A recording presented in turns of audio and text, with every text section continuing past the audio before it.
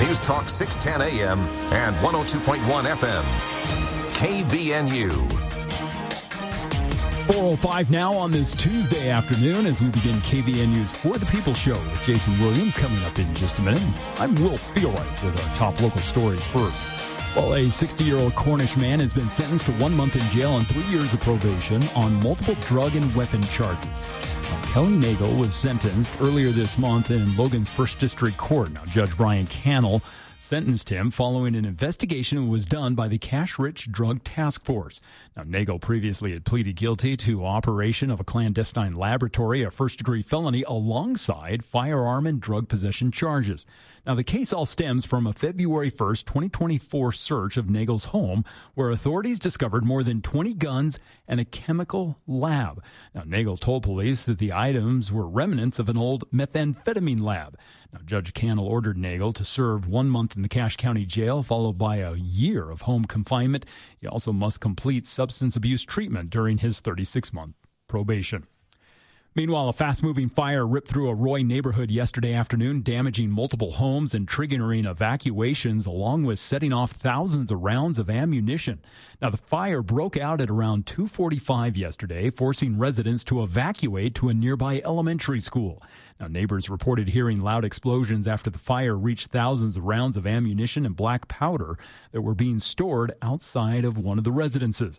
Now, while official causes have not been released, residents are speculating that sparks from a passing front-runner train may have started the blaze. Now, witnesses stated that at least 3 homes sustained damage, with one neighbor describing seeing an entire house melting. Now, nearby residents use fire extinguishers and garden hoses to protect adjacent properties. And Utah Senator Mike Lee is urging the Senate to pass the SAVE Act, arguing that the legislation would restore USA's trust in elections by requiring proof of citizenship to register for federal votes. Now, yesterday, Lee on the Senate floor said that there was no legitimate argument against the Senate passing the SAVE Act, and he dismissed opposition as being based on false assumptions. Now, the president has already pressed for the bill, and some conservative senators want to attach the measure to a government funding bill ahead of a September 30th deadline. But that's raising concerns among other Republicans about a potential government shutdown. Now, the bill faces inter-party pushback right now, with Republican Senator Lisa Murkowski of Alaska announcing her opposition, stating that while she supports voter ID, she notes that the act provides insufficient time for implementation that could disenfranchise rural Americans. Now, the SAVE Act would mandate documentary proof of U.S. citizenship for federal election registration. Well, we did have just a few raindrops earlier today throughout parts of the valley, but now we're seeing temperatures back into the mid-90s, and it looks like tonight temperatures are going to stay warm this evening, drop into the low to mid-60s. Tomorrow, we'll see a little cooler temperatures and some relief, as hoping to see some rain as well, as the storm's going to move through the area, bringing the possibility of some moisture. Temperatures around 91 for tomorrow, same for Thursday. And congratulations to some of this year's Best of Northern Utah winners, like the Owl, Lynn's Car Audio, Emerald Green Studio, some of the winners in this year's Best of Northern Utah. And if you haven't grabbed one of the free copies of the Best of Northern Utah magazine, you can pick it up at a number of great businesses throughout the valley. It's the Best of Northern Utah. And I'm Will Feelwright with your KVNU local headlines. I'll have another check of local news coming up at the bottom of the hour.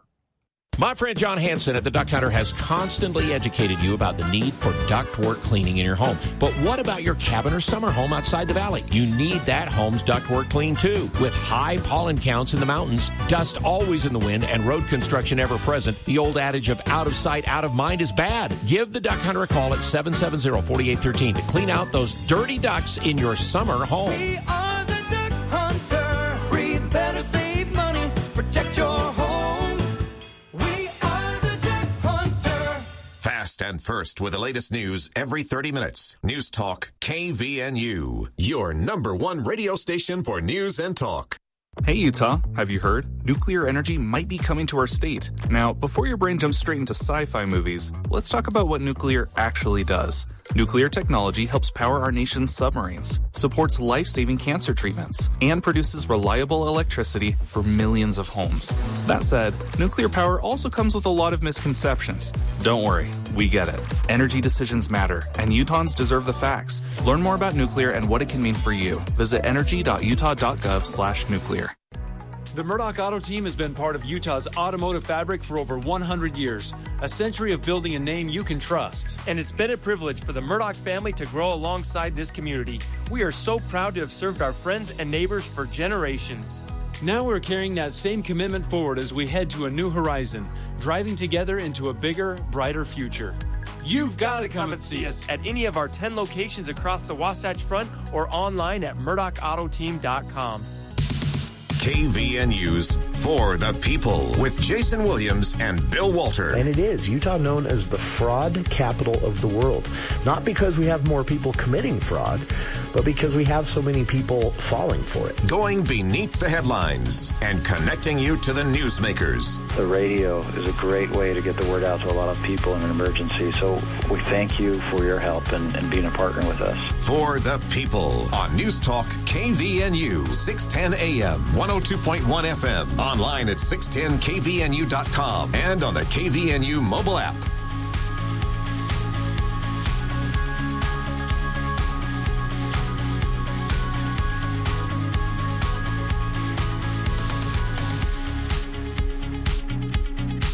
Welcome to KVNU's For the People.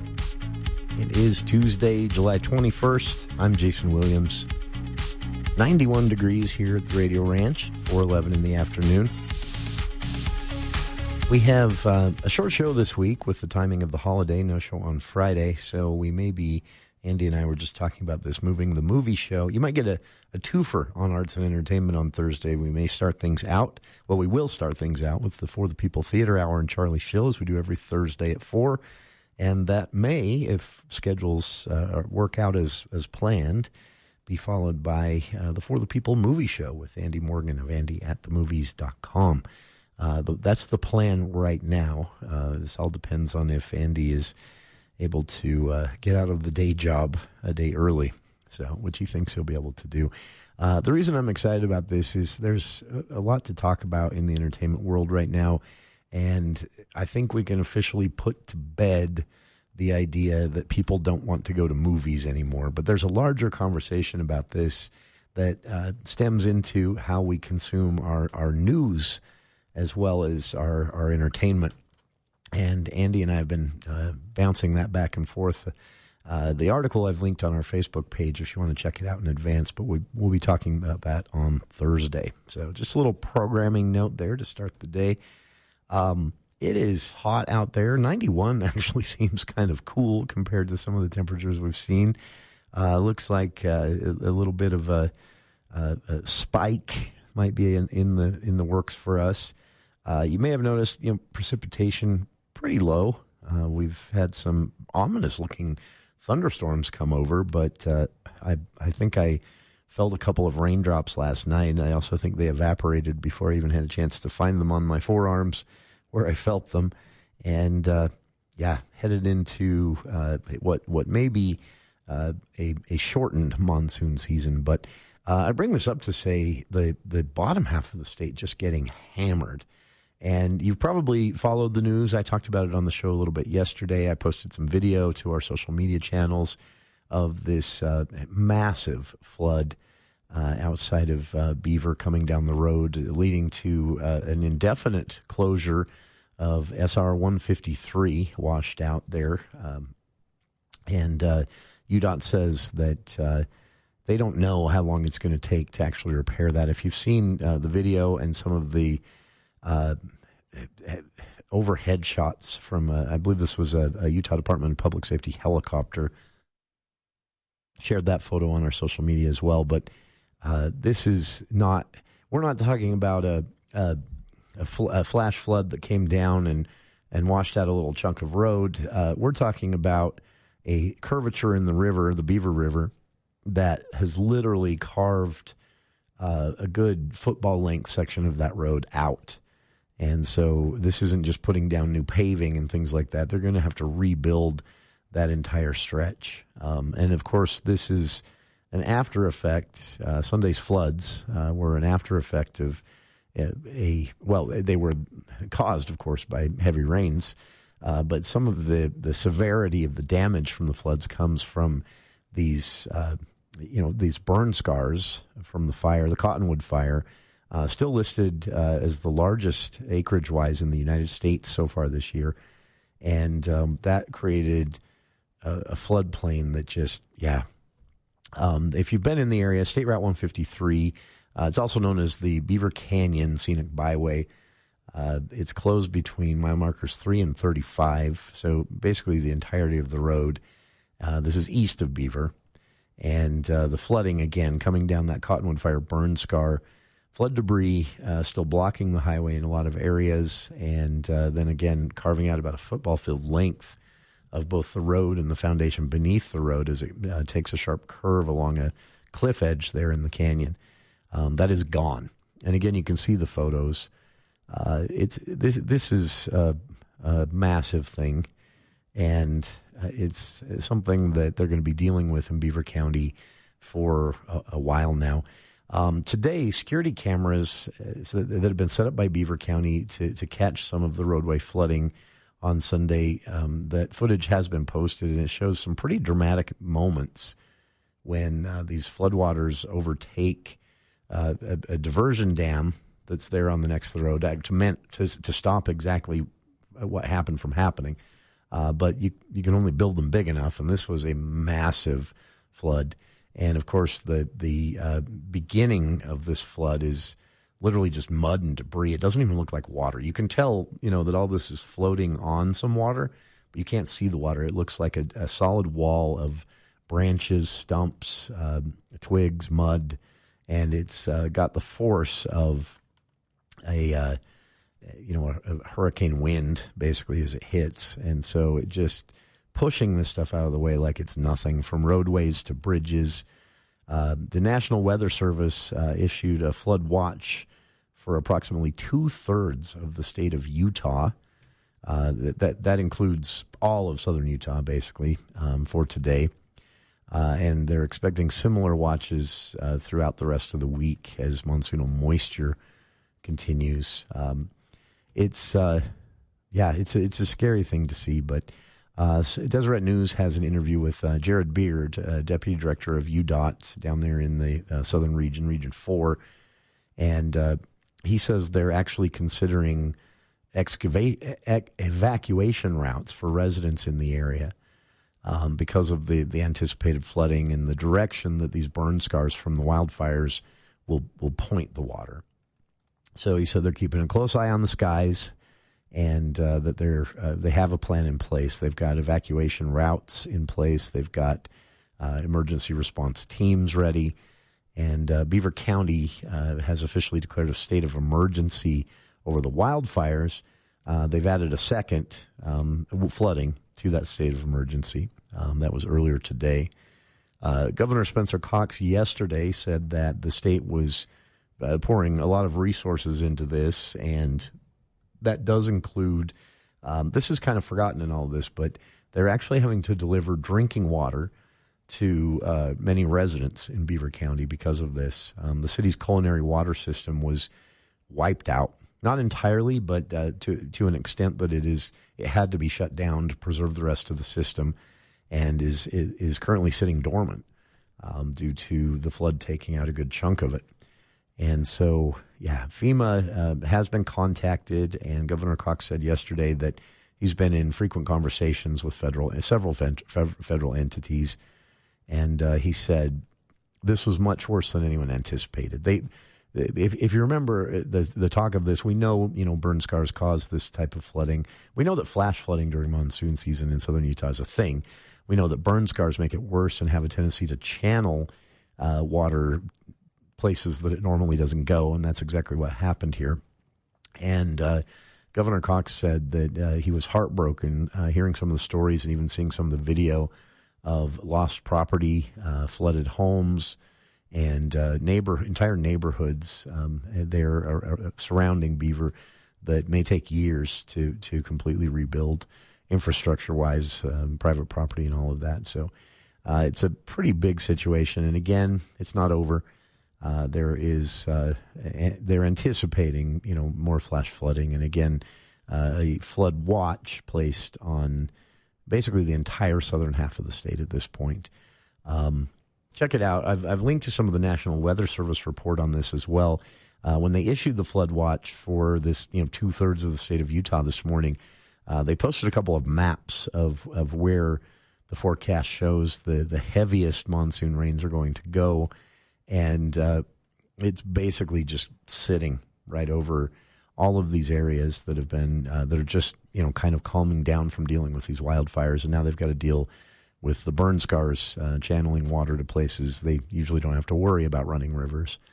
So it's a sad deal. Some of the photos, again, just raise the hair on the back of your neck. It's honestly amazing to think that water can do this, that water can have enough force running in certain ways and with enough debris mixed in to literally just carve out a good football field length of a stretch of highway, not just the asphalt, but the entire berm that is built under it to support the highway, just gone there on that curve on State Route 153. Check it out again. I've posted photos and video from the Department of Public Safety and some local residents who have shared it on social media. That's all linked on our Facebook page, and we'll be back with more of KVN News for the People right after this. News Talk 610 AM, 102.1 FM, KVNU. Explore the world in comfort with Viking Cruises and Morris Columbus Travel. Enjoy culturally rich experiences, destination-inspired dining, and a relaxed, elegant atmosphere from start to finish. And when you book with Morris Columbus Travel, the top seller of Viking Cruises in the Intermountain West, you enjoy expert care every step of the way. Book today with Morris Columbus Travel. Morris Columbus. Got metal? Turn it into cash fast. At Valley Recycling, we pay cash on the spot for aluminum, copper, steel, any metal you've got. Old appliances, scrap from a job site, cans you've collected. If it's metal, we're buying. No hassle, no waiting. Just pull up, drop off, and get cash. So clean up the garage, yard, barn, or shed and bring us your scrap metal. We're Valley Recycling at 145 North 10th West in Logan and valleyrecycling.com. This is Lee. For years, Cache Valley has trusted Lee's Plumbing to take care of your plumbing needs. And now we're teaming up with Any Hour Services to provide even more support to Cache Valley homeowners. Mike? Thanks, Lee. I'm Mike Wilson from Any Hour Services. We're excited to team up with Lee's Plumbing, giving homeowners one team to call for plumbing, drains, heating, cooling, and electrical. Same trusted service, more ways to help around your home. Lee's Plumbing and Any Hour Services. Better together. Schedule your service today. This summer, experience clear vision without the daily hassle of glasses or contacts. Whether you're on the trail, at the lake, or just enjoying time outside, LASIK can simplify how you see the world. This is Dr. Karen at Northern Utah Eye Center. We use advanced technology and a personalized approach to help each patient achieve their best possible vision. If you've been thinking about LASIK, now is the time to see if you're a candidate. Call or text 435-752-2020 to schedule your consultation. Looking for a place where everybody belongs? At High Output Wrestling Academy, they help athletes of every shape, size, and skill level maximize their potential while having fun. From beginner to advanced classes, you'll receive personalized coaching, skill tracking, and feedback to help you improve every step of the way. Ready to give it a shot? Your first class is free. Plus, you'll have the opportunity to compete in tournaments and measure your growth. Find out more at HOWAWrestling.org and discover where your child can thrive at High Output Wrestling Academy. Come join us at the Wrestling Academy. It's awesome.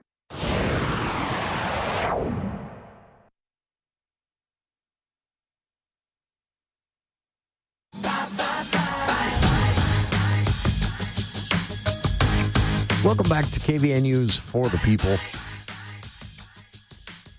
Story I ran across at USU today, Utah State University's news site, that I wanted to highlight it because it falls into a category. You see often these political debates that will be happening over usually federal spending, but sometimes state. And someone will find some, really obscure research that's happening at a university, and they'll point to that and say, see, we're wasting taxpayer money researching this. And then when people get asking questions, they realize, well, that actually has really important practical applications. We should keep researching that. This falls into that category because the headline, it just sort of makes you chuckle. The headline is USU researchers receive major grant to study electrical activity in fungal networks. And I read that and just kind of chuckled. But like I mentioned, oftentimes you get reading into these and you realize this is research that could lead to some really important practical applications. So there's a story that details, how they're going to do this research. It's a $900,000 grant from the W.M. Keck Foundation. And the grant is specifically to explore how fungal networks use electricity. This is really interesting. So they know, I didn't know this, but they have known for a long time, researchers that, fungal experts, I guess, that, there's measurable electrical activity in these massive fungal networks, oftentimes found in tropical settings, networks that will connect hundreds of trees. They're growing up the side of the tree, but they also run down and below the leaves and branches on the floor. And it's one connected gigantic organism, one big fungus chunk. They know that they've known for years, apparently, that you could measure electrical activity. There was some kind of electrical activity happening around these huge fungi networks. And what they want to understand is what it's for. The theory is that fungi can actually, through certain, electrical emissions or sensory nodes that serve like electrodes, basically, that they can sense certain things like temperature changes, increased wind levels, even wildfire heat, things like that, and that they respond. They can shrink a little bit. They can pull back in. They can. And remember, this is an organism that falls into the category of plant, kind of, but it's also made up of billions and billions and billions of tiny organisms. The goal here is that this actually could have some pretty significant biotechnology applications. Specifically, Utah State Assistant Professor of Biological Engineering, Lucas Bucherl, said that this research will go a long way, contribute quite a bit to genetic engineering approaches for different types of, everything from using non-invasive imaging systems in healthcare settings to, microscopic healthcare applications using live cells to achieve a certain goal. To put that another way, and this is, of course, pie in the sky, but to put that another way, this has potential to understand how cells can be controlled with electricity in such a way that you could use them to do what chemotherapy does for cancer without the chemotherapy. I don't know how this would be applied. Hypothetically, an injection of some type of manufactured and controllable cell, and then through electrodes and electric impulses, you can actually control those cells, make them do certain things, including attack a cancerous tumor. Again, that's pie in the sky, according to the researchers, but getting there from studying how fungi are using electricity is kind of cool. So, by the way, they think the way this happens is that proteins that line the outer cell walls that make up the gigantic fungi network, what they refer to as a fungi cell membrane, they believe it just has some special properties that allows it to respond to electrical activity. And they actually think that they can if they can understand how the fungi does this, because fungi is not sentient, but they believe that what's happening is through these abilities to pick up on certain electrical sensory stimuli. The cells all react in a certain way, and it will cause the fungi to shrink, and to suck closer to the tree or closer to the forest floor, things like that. If a wildfire comes through, or if there's a big wind that could, strip fungi from the tree, things like that, or even drought conditions that can cause fungi to change shape, so that they're catching less sunlight and less heat to conserve their water. They know all these things happen. The research is trying to confirm that it's happening through some ability in their cells to respond to electrical signals that are different for different types of natural events. Like, you don't think about this, but a wildfire actually produces an electrical signal through the energy it burns that's measurable. So fungi apparently know how to do this, and they're hoping that we can figure out how to harness it. And again, pie-in-the-sky application of this, if they get to a point where they can understand how fungi cells are responding to electrical stimuli and they can replicate it, the hope is they could create cell-based medical treatments that could be used to, in a very non-invasive way, treat some serious medical conditions. So, again, kind of chuckled when I read the headline, USU researchers receive major grant to study electrical activity in fungal networks. But this $900,000 grant is going to go towards some, at least potential, important medical applications. Cool stuff. And I kind of want to go watch them do this research, at least for a bit. We'll be back with more of KVNU's For the People after these headlines with KVNU's Will Feel Right.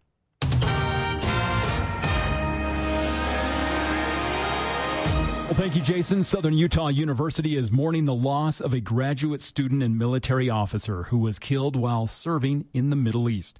First Lieutenant Tyler James Feehan died on July 18th in support of USU military operations in the Jordan area. Now, University President Mindy Benson said that Feehan was enrolled in SUU's Master of Business Administration program and was just weeks away from graduating. Now, Feehan earned his commission through the SUU Army ROTC program in the spring of 2024. He was assigned to the 2nd Battalion, 55th Air Defense Artillery Regiment, 32nd Army Air and Missile Defense Command at Fort Bragg in North Carolina. Now, he had also served in the Utah Army National Guard. Now, SUU plans to honor Feehan during a special Pioneer Legacy celebration coming up on Thursday, and next week the campus will be adorned with yellow ribbons in his honor. Meanwhile, conservative talk show host Glenn Beck reportedly raised over $28,000 for two Southern Idaho organizations as part of the community's America 250 celebration. Now, the funds are going to be split evenly, providing $14,000 to the Larson Sant Library for building expansion, along with $14,000 to the Oneida Stake Academy Foundation. Now, the foundation has spent more than 20 years restoring the historic Oneida Stake Academy building. It's a former Latter-day Saints secondary school that was built back in 1895. Now, Nasia Simmons, who's the foundation's vice chair, said that the proceeds will help fund upcoming electrical and plumbing work, and she expressed gratitude for Beck, who had previously supported other local preservation efforts like the Worm Creek Opera House. Now, the restoration project has remained debt-free through volunteer labor and small donations. Now, the Academy plans to host a Heritage Day celebration coming up August 1st, which will feature cultural displays and also storytelling. And finally, an Ogden woman is facing felony charges after authorities accused her of rigging her apartment to catch fire, disabling a fire sprinkler, and then fleeing after warning a neighbor. Chantel Baldwin is charged with aggravated arson and possession of an incendiary device. Now, she's being held right now without bail. Police searched Baldwin's apartment back on July 13th and discovered candles that had been placed under flammable items, along with paper stuffed under stove burners and a liquor bottle with a paper towel fuse. Now, a cup was also positioned to try to block a bedroom closet sprinkler from functioning. Now, a witness had told police that Baldwin had asked if they had renter's insurance. Now, the building had contained 43 occupants, and law enforcement located Baldwin several days later at a West Valley City hotel.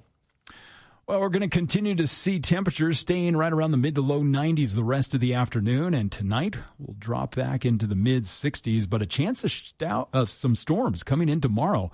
That's going to bring a little bit of rain, hopefully, and some cooler temperatures, as highs tomorrow and Thursday expected to be in the low 90s with overnight temperatures into the low 60s. And weather this hour brought to you by Matt Robbins with the Alara Group, now giving you more options when it comes to all your insurance needs. Whether you're confused about coverages or your rates keep going up, call Matt Robbins today at 752-0101. And for KVNU News, I'm Will Theoright. ABC News, I'm Michelle Franzen. The U.S. war with Iran ramping up, with the U.S. targeting Iranian defense systems along the Strait of Hormuz, blocked again to ships. Now Iran-backed Houthis rebels are threatening to cut off ship traffic in the Red Sea, leading President Trump to issue a warning to Iran and its proxies. We've had no problem with the Houthis. They've had no problem with us for a long period of time, including during this conflict. I think that if there is something like that, we'll just have to take care of business. In Greece, 2 Greek-American tourists were stabbed earlier today at the Acropolis in Athens. Police say both are recovering at a hospital. They say the suspect brandished a knife on the sidewalk. He's now in custody. Tropical storm Bertha gaining strength off Florida's Gulf Coast. And residents in New Orleans spent the day filling sandbags and are preparing for the storm to make landfall in the coming days. Storms are sweeping across the Northeast, including the threat of tornadoes and flooding. This is ABC News.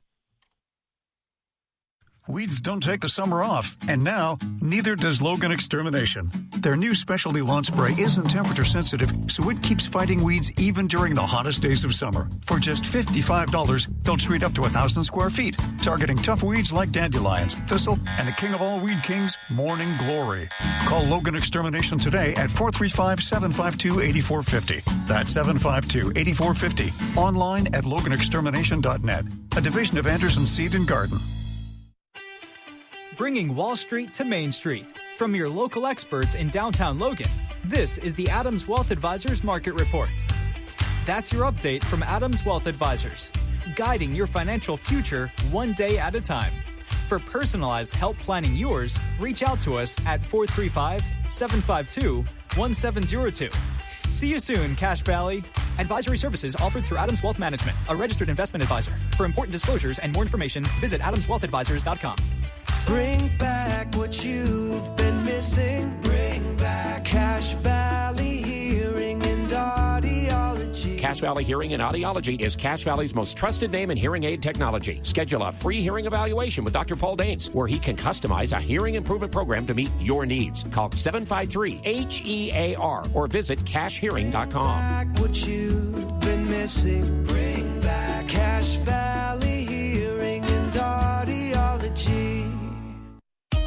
Got a junk vehicle just sitting there? It's worth money right now. DD Auto and Salvage in Logan is paying top dollar for junk cars, trucks, farm rigs, and scrap metal, and they'll even come pick it up. DD Auto and Salvage handles any kind of metal recycling. Junk cars, scrap, large cleanups, you name it. With tow trucks, roll-off bins, and heavy equipment, no job is too big. Call 787-1204. That's 787-1204. DD Auto and Salvage, turning junk into serious cash. For 50 years, Discount Tire and Automotive has kept families moving safely. Celebrate our milestone 50th anniversary sale now through August 20th with our biggest deal of the year. Buy 3 tires and get the 4th free. Plus, get a $50 alignment with any 4-tire purchase and save up to $200 on top brands like Michelin and BF Goodrich. Need mechanical repairs? Take 5% off to celebrate. Thank you for 50 great years. Visit us in Providence, Logan, and Smithfield or at webtires.net. Has Corporate HVAC sent a salesman to do a fake AC tune-up? Ma'am, I've been here for 5 minutes. It's clear your air conditioner is shot. That'll be $12,000 for a new one. Whoa! At Gary Rick Services, our ultimate tune-up will lower your cooling bills and help your AC last longer. We're certified in repair, not sales. Get your cooling fixed, call Gary Riggs. Get your AC fixed, call Gary Riggs.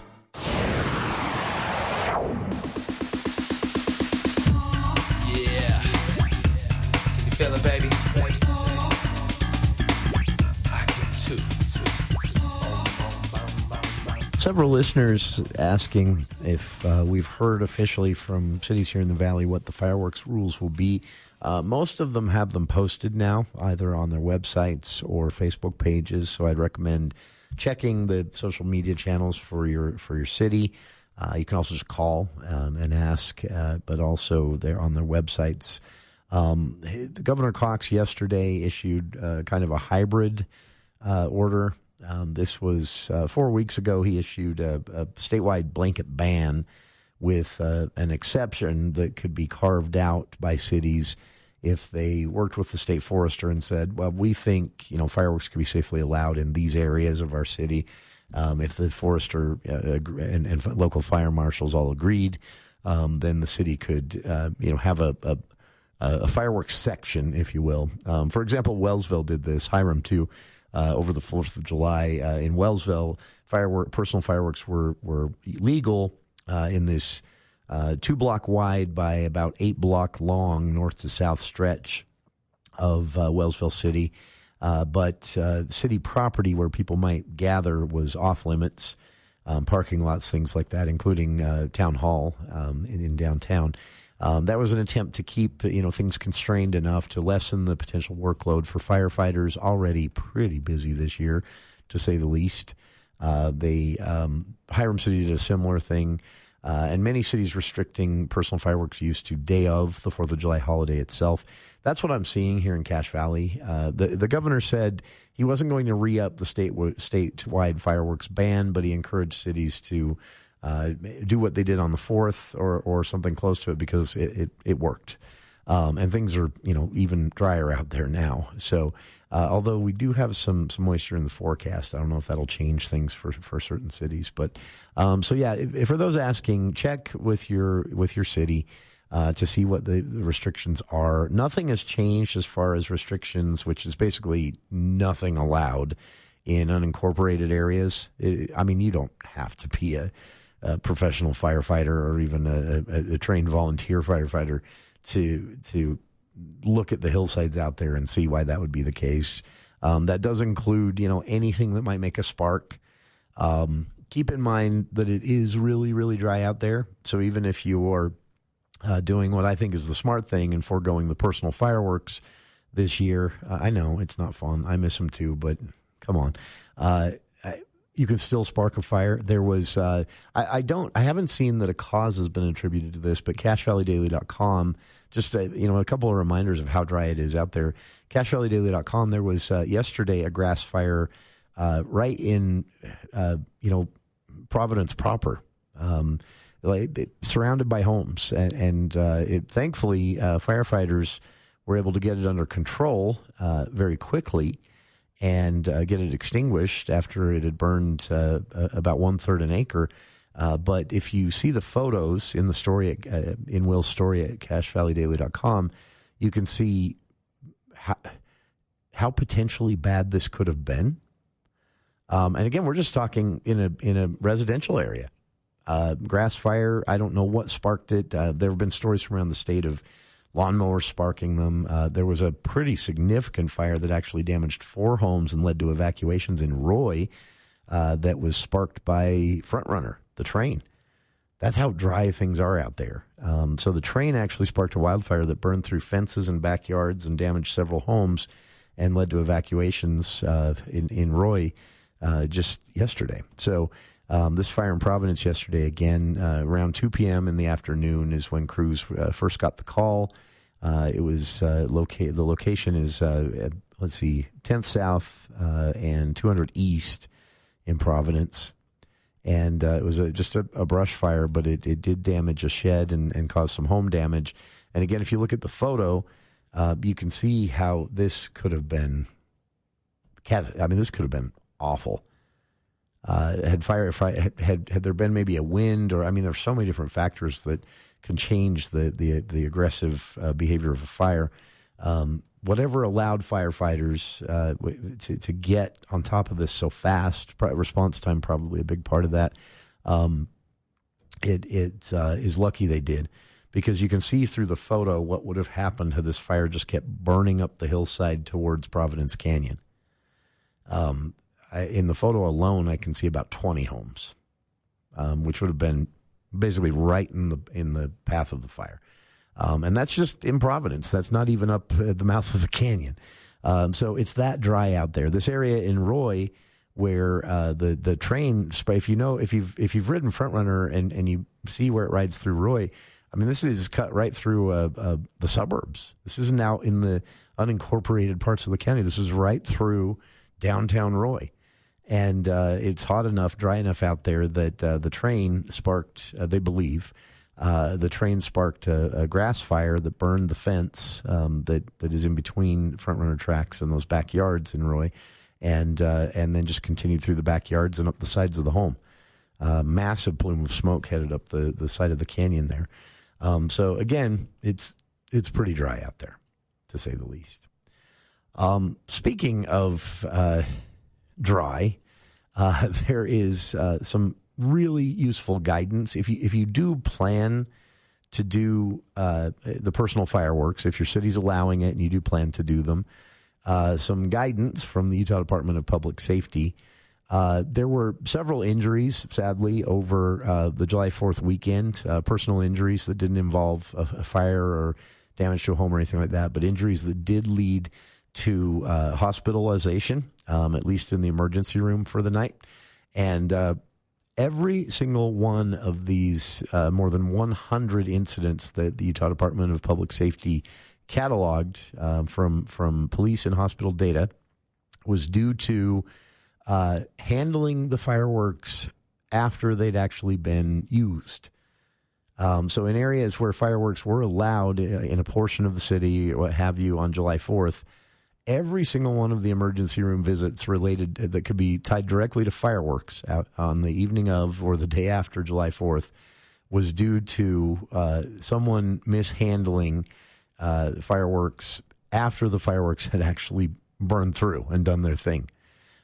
These were burns. These were people that were hit by just warm chunks of debris. One young man, unfortunately, caught a piece of the ash that will sometimes be in a firework in his eye. Spent the night in the emergency room. So just be smart, handle them carefully, keep a bucket nearby, and remember that a lot of fires are also started because you thought they were out, tossed them in your garbage can, and they weren't out. That happens a lot every year as well, according to Utah DPS data. So just some tips there. They posted a video on this. Keep a hose nearby, especially this year. If you have that option, keep a bucket nearby full of water, if nothing else, to drop those in. And if you are going to do it, just be smart over this weekend. If you are going to forego, as I said yesterday, the cities who have planned professional fireworks shows have not canceled them yet.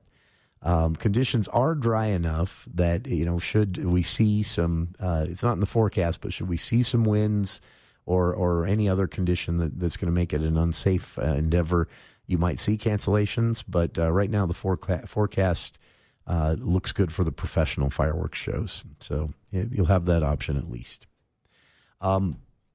Lightning strikes. I mean, while we're doing the doom and gloom stuff right now, I just thought this was a really cool article today, and I want everyone to check it out. But so it stemmed from a tragedy, something that isn't cool at all, and that is the death last weekend of a 59-year-old man who was killed at the top of American Fork, the Twin Peaks area of American Fork. This is, for those who've never been there, it's a bit south of the Snowbird Mountain Resort, roughly. And it's not a huge peak, but it's a popular hike. 59-year-old man was killed by lightning last weekend. And it's a very sad story, but it led to a statistician and normally a sports numbers nerd, Andy Larson at the Salt Lake Tribune. He decided to look into this because he said, everybody remembers growing up how many warnings you received about don't stand here, don't be there because of lightning. But we all also hear phrases like you're more likely to be struck by lightning than X, things like that. He decided to look into this. He said he never had, and he wanted to see what the data actually tells us about how out of the ordinary or rare this 59-year-old's man death was. And so he did some digging. He started with the National Oceanic and Atmospheric Administration's National Centers for Environmental Information. NCEI is what we'll call them. They actually have a database on this where they catalog every confirmed lightning fatality. And they've been doing this. So now, this isn't all they do, of course, but this is part of their data set. And they've been doing this since 1996, Larson writes. He said, based on National Weather Service reports, plus sources from that he could find from law enforcement, emergency management, even media reports. There are insurance companies actually keep data about this. And I'm curious now how they handle those claims. I mean, obviously, this is an accident. There's no other way to understand a lightning strike.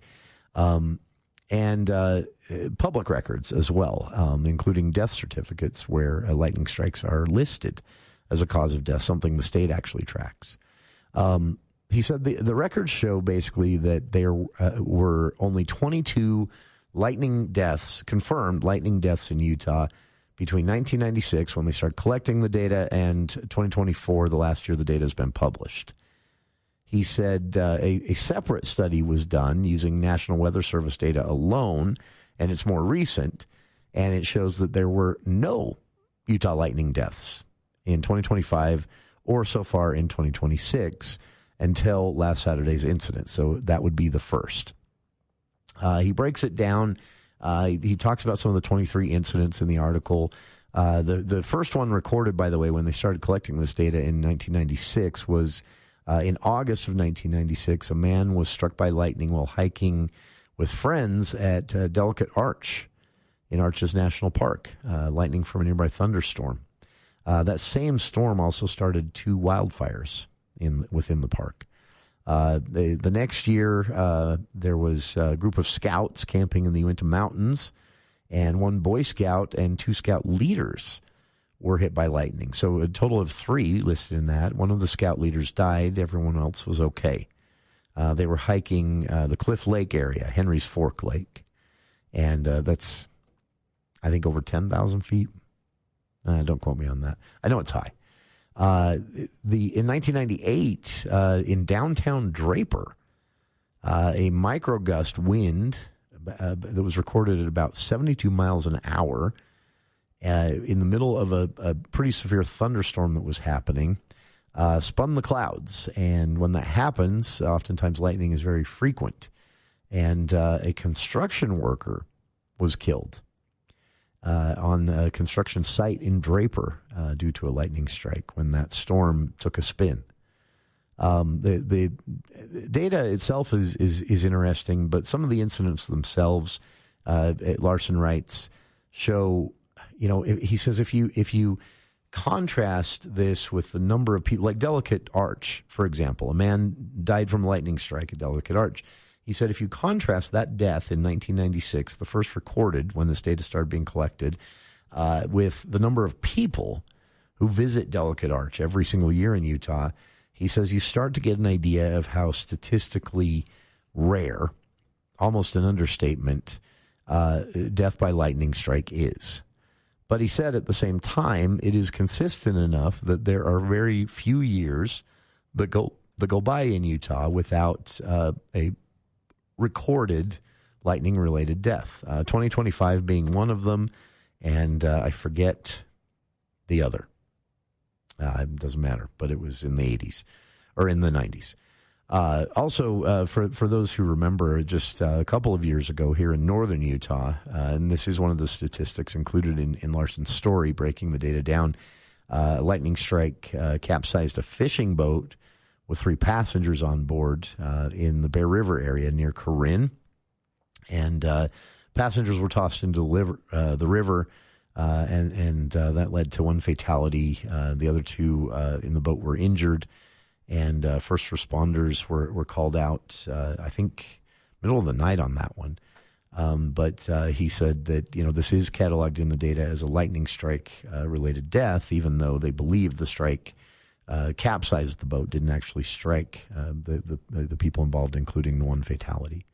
So really interesting breakdown of this, confirming that, when you say, you hear the phrase, you're more likely to be struck by lightning than X.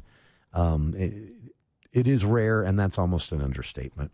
Larson also goes on to show that using United States nationwide data, not just Utah data, that the most this kind of goes it's kind of common sense, kind of goes against conventional wisdom too.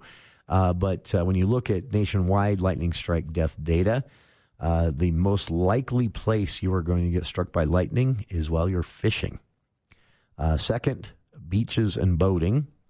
Third, most likely place to be struck by lightning while farming or ranching. And fifth, most likely place to be struck by lightning is roofing.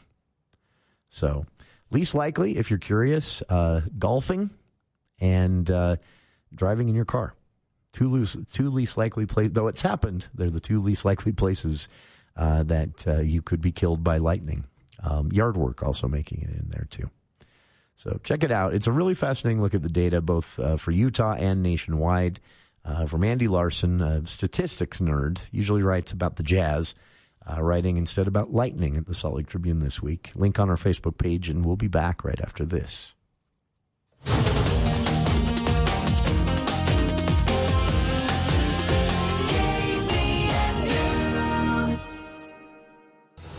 Comfort isn't something you should cross your fingers and hope for. It should be guaranteed. That's why at Canyon Plumbing and Heating, our membership plan gives you true peace of mind. For less than $10 a month, you get priority scheduling, discounted rates, and system checks twice a year, so your home stays safe and comfortable. Protect your home, protect your comfort. Call Canyon Plumbing and Heating or visit canyonph.net. Canyon Plumbing and Heating, comfort made easy.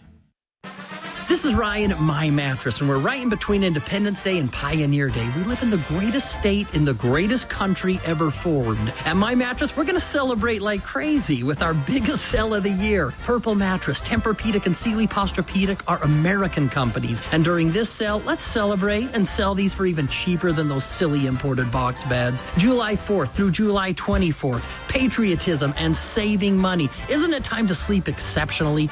Only at My Mattress. Constantly sneezing, having itchy eyes, or runny nose? It's allergy season. This is Dr. Tyson Brown with Budge Clinic's Allergy and Immunology team. We can help you get the relief you need. Having the only board-certified allergist in the Valley, Budge Allergy Clinic offers allergy testing, allergy shots, and treatment, and much more. Call the clinic and book your appointment today, 435-266-4735. That's 435-266-4735, or search Budge Allergy Clinic for details. For 50 years, Discount Tire and Automotive has kept families moving safely. Celebrate our milestone 50th anniversary sale now through August 20th with our biggest deal of the year. Buy 3 tires and get the 4th free. Plus, get a $50 alignment with any 4-tire purchase and save up to $200 on top brands like Michelin and BF Goodrich. Need mechanical repairs? Take 5% off to celebrate. Thank you for 50 great years. Visit us in Providence, Logan, and Smithfield or at webtires.net.